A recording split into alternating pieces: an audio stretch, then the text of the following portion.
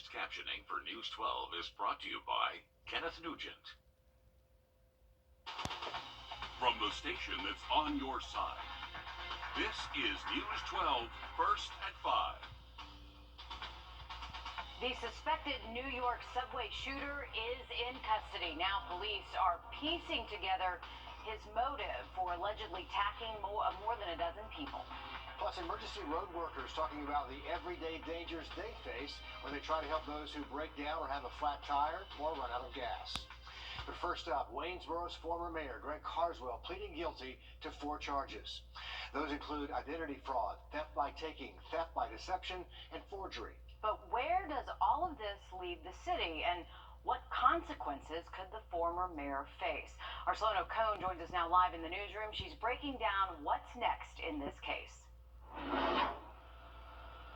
Well, the city is at the very beginning of the process to terminate and replace Mayor Greg Carswell. I spoke to the acting mayor, James Jones, who says they haven't gone through the process to say Carswell is officially no longer titled mayor, but they're following the state guidelines, and it's just around the corner, which basically say once there's a final conviction, that official should be vacated immediately without further action. Then city council will have 90 days to have a special election. But aside from losing his seat, Carswell faces some pretty strong penalties. Georgia law says for identity fraud alone, he could face up to 1 to 10 years in prison and a fine up to $100,000.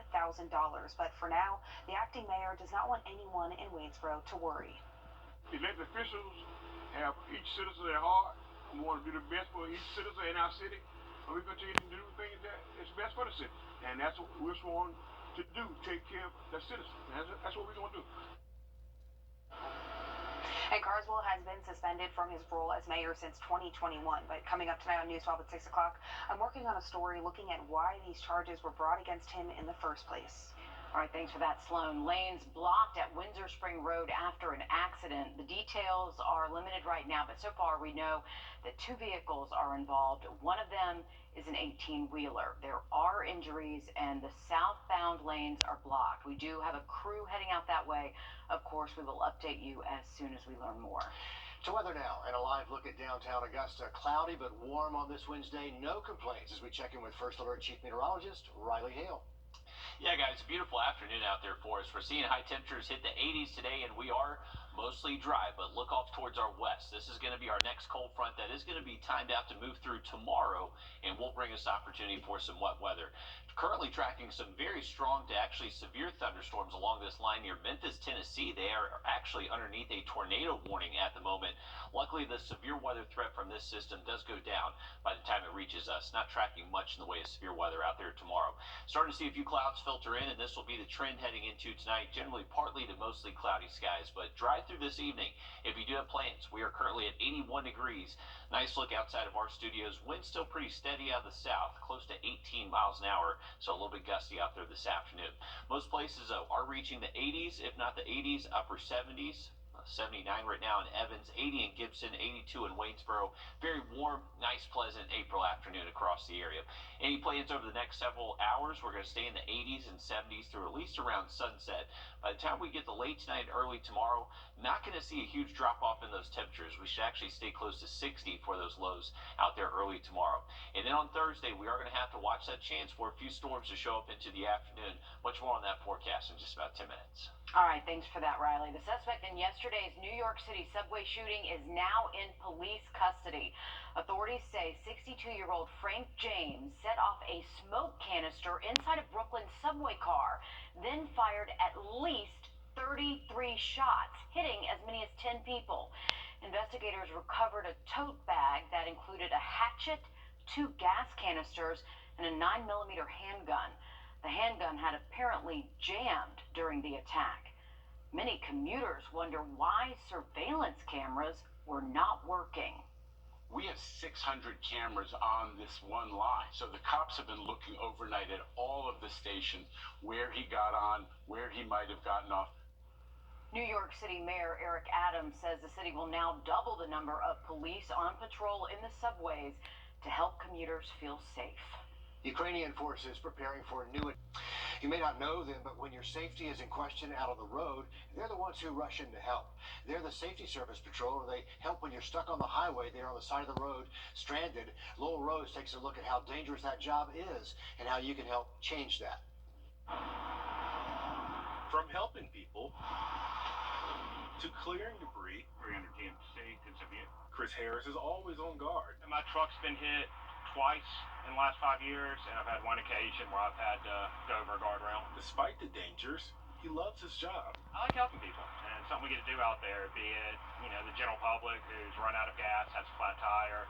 And that comes with being close to cars passing by at high speeds. 1 out of 10 will move over and get us right. I always say that every time a vehicle passes you, it passes you probably within 1 foot of death.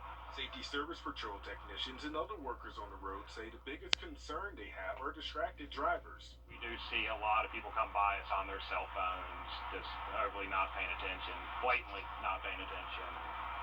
It's probably the most common and most scary.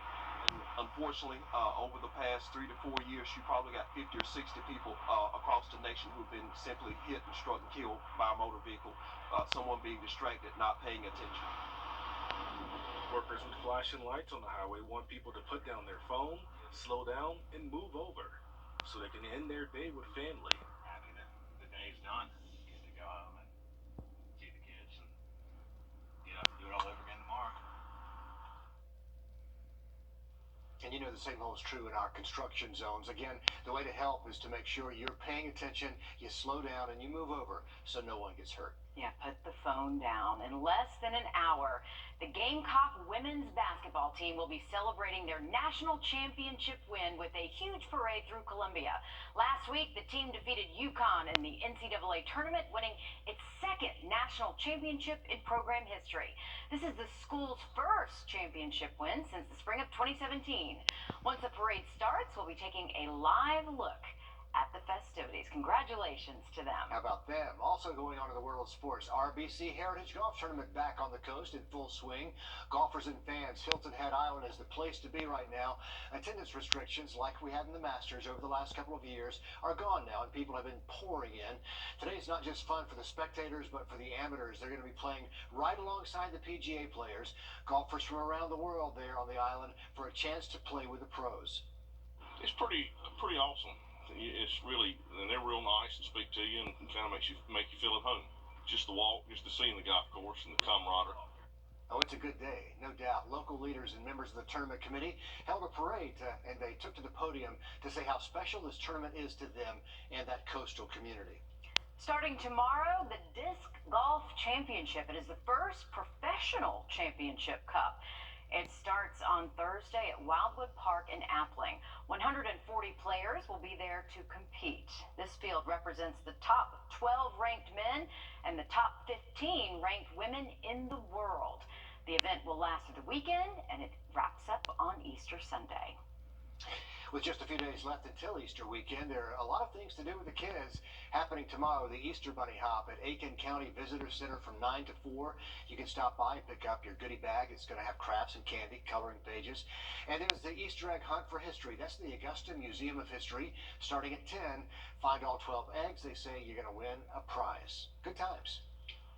Not everyone has a green thumb, but some gardeners say that's not needed to start on your own. We take a look at National Gardening Day next. Riley, I disagree. I think some people are just blessed with it and some people are cursed without one. Absolutely. It definitely helps to have a green thumb, especially this time of year when we're starting to get those plants growing. We do have some spring showers heading our way tomorrow. Update on that forecast next.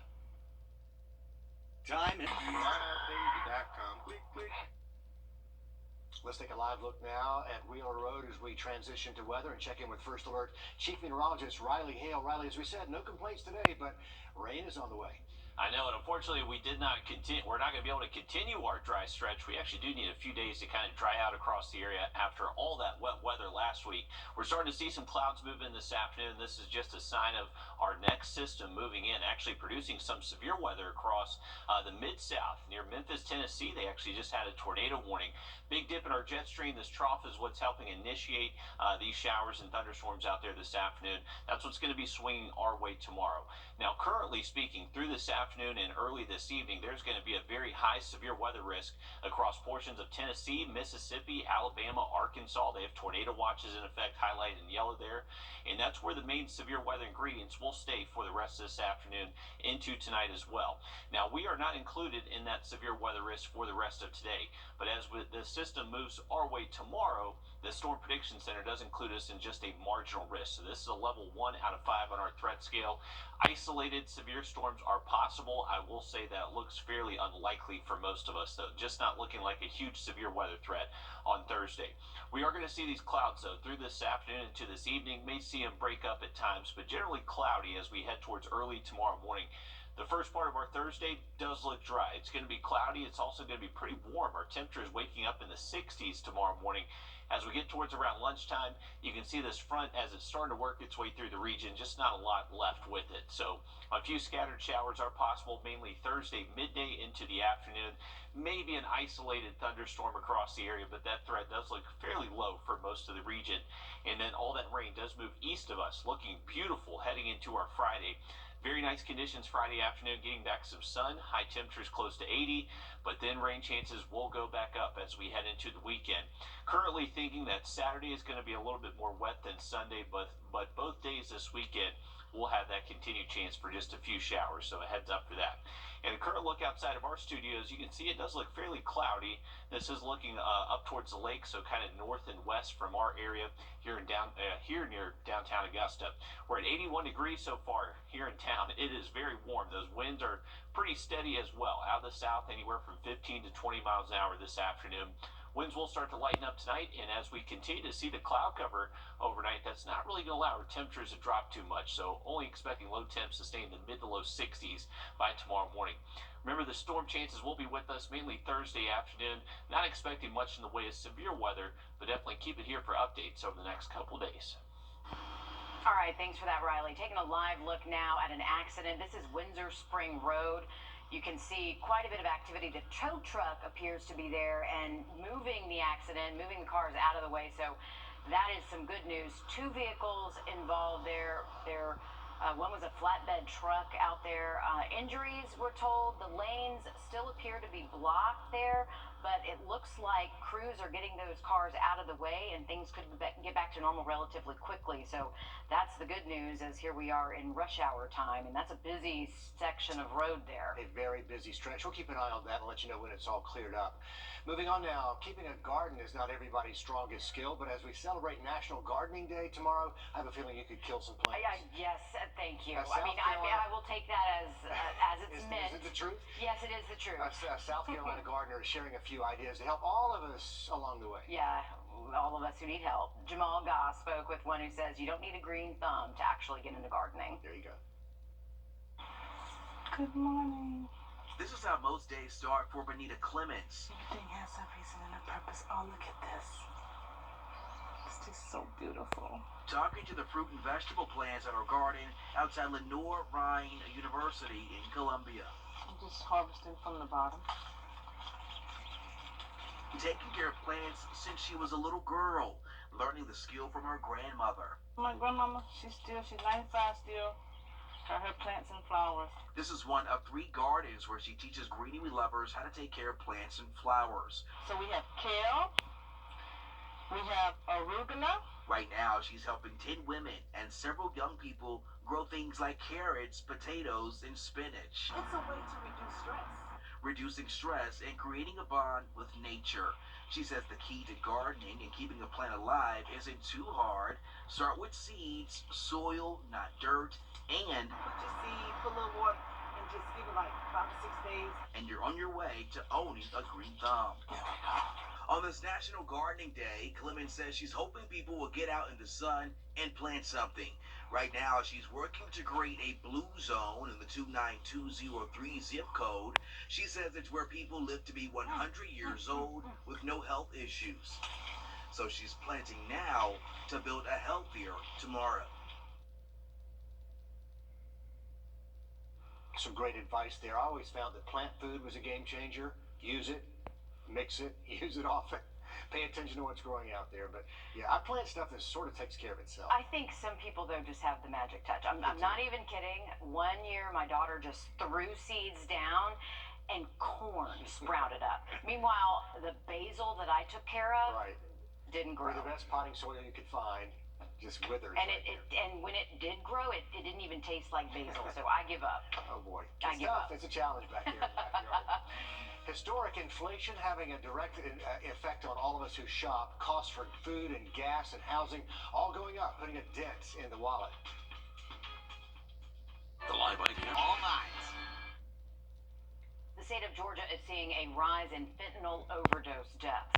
According to the Department of Public Health, these cases have been increasing, especially since the start of the pandemic.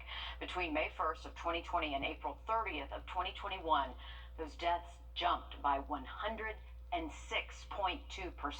And during that year, the CDC reported more than 100,000 people died of drug overdoses. 2/3 were linked to fentanyl and other synthetic drugs. A new study suggesting the rate of serious injuries at Amazon warehouses has doubled from the previous year. The report found Amazon employees made up 33% of all U.S. warehouse workers as of 2021, but they were responsible for almost half of all injuries in the industry. About 34,000 injuries at Amazon considered serious, which means the workers had to miss work or could not do what they usually do for work on the job. As South Carolina looks to address a growing teacher shortage, educators say the problem isn't just because more teachers are leaving the classroom. They say it's also a result of not as many people becoming teachers in the first place. State House reporter Mary Green has the details on a plan lawmakers believe might be able to attract more students to the profession. Currently, students who receive Life or Palmetto Fellows scholarships to attend South Carolina's four-year colleges and universities can receive additional money while they're in school if they major in math or science. Now there's a push here at the State House to expand that to education majors as well, in the hopes that those students will then teach in South Carolina's classrooms after they graduate. This will move the needle with our high school students and attract them to the field. The retention part, you guys are working on through other avenues, unencumbered time, other issues, but we've got to get them into the pipeline. If we don't, there's nobody to retain. Under this proposal, education majors with life scholarships could receive up to an additional $2,500 a year, beginning their sophomore year until they graduate from a 4 or 5 year program. That amount's bumped up to $3,300 a year for education majors with the more competitive Palmetto Fellows Scholarship. Passage of this bill will reduce the student debt burden on future educators, which will keep them in the profession longer. The Palmetto State Teachers Association, Commission on Higher Education, and some lawmakers asked that a requirement be added in that students have to teach a year in South Carolina schools for each year they receive this extra money. You don't want a student to have a check cut and then they take it to another state. You don't want that at all. I'm fine with that too, to ensure that if the students are going to take advantage of the supplement, that they've got to commit to working in the field. That makes sense. As part of this proposal, the state's Commission on Higher Education would be responsible for determining which majors qualify as education majors and then setting the criteria for those students to be eligible for the stipend. Reporting from the State House, I'm Mary Green. Mary, thanks for that. The full Senate Education Committee is set to consider that plan next week, and they may decide to advance it to the Senate floor for a full debate. The U.S. Labor Department announced the Consumer Price Index is at its highest point in more than 40 years. Places like Atlanta have been hit much harder than the rest of the country. In just 1 year, both gas and food went up more than 10%.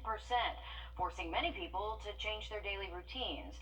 Experts say many things contribute to inflation, like delays at ports, lack of truck drivers, and the Ukrainian invasion. When will it end and things will get back to more reasonable levels? Well, we're going to have high inflation for the rest of the year. Experts also say one of the reasons Atlanta's prices are so much higher than the rest of the country is because so many people are commuting, which is driving up the demand for gas. Heading into the weekend, we are expecting rain chances both days, Saturday and Sunday. High temperatures, though, fairly seasonal, near 80 to 75 by Sunday afternoon. Now look at that forecast just after the break. In today's world, take me back to New York. Take me back to New York. Marcy, my sweet apple of my eye. The holiday lights always on. Take me back to New York. Take me back to New York. Take me back to New York.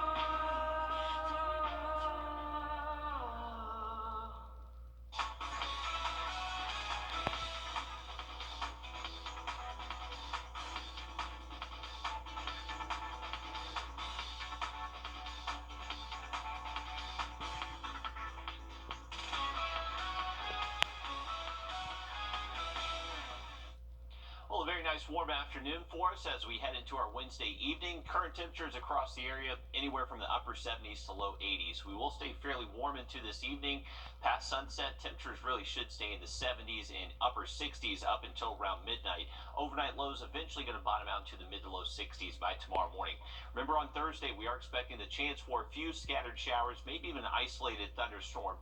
That would be highest mainly Thursday midday into the afternoon, clearing out Friday for Good Friday before more rain chances and the forecast this weekend. A private investor putting millions into revamping a housing unit, but the problem is they won't create any new affordable housing in the area. We explain when First at 5 continues. Click right. Rely on Ramjet. For every mile you drive, for anywhere you may park along the way, we've bent metal and plastic. We've buffed out the imperfections. For over 50 years, we've built a reputation on excellence and dependability with our community in mind. We're a family-owned business from Augusta, Georgia. Now that's a beautiful tradition. Slow down and enjoy the moment in a new Lincoln from Gerald Jones Lincoln. Life is fast, chaotic, overwhelming. Enjoy the peace and comfort of luxury in a new Lincoln. Lincoln offers a family of luxury SUVs with technology to make your life easier, comfort to make your journey better, and style to impress the toughest critics. Experience luxury the Lincoln way. Explore the selection at GeraldJonesLincoln.com. With broken supply chain.